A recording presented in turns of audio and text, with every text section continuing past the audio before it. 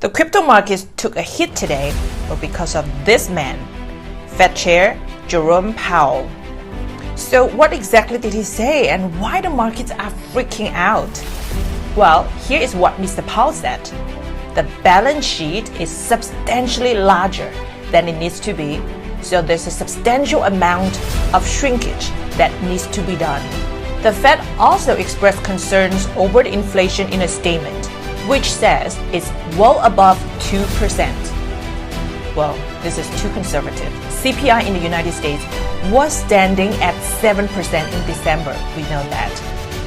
The statement also pointed out that the labor market is strong, which is the good news. But with that said, it's time to raise interest rates. Well, to be honest, this is not exactly a surprise. We've heard the Fed express concerns on inflation in the past, but this time the market is so scared. Why? Well, let me tell you my theory. It's like you had a fight with your wife and she told you, I'm going to leave you, but then she didn't. And it happened several times. And finally, she had her lawyer send you a document with a deadline for divorce. And now you knew that it's for real. Well, probably not the same story. Even though the Fed would hold the interest rates at near zero for now, the message is it will raise the rates this year, and the timing could be even earlier than many expected.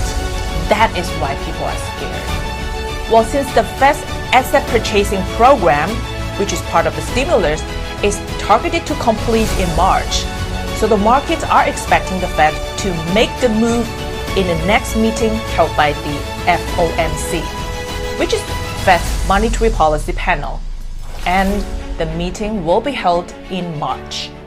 Now, quite some people in the markets are predicting a bad year for asset prices given the Fed's moves. But personally, I tend to hold an optimistic and long-term view. We'll talk more about that next time. Stay tuned.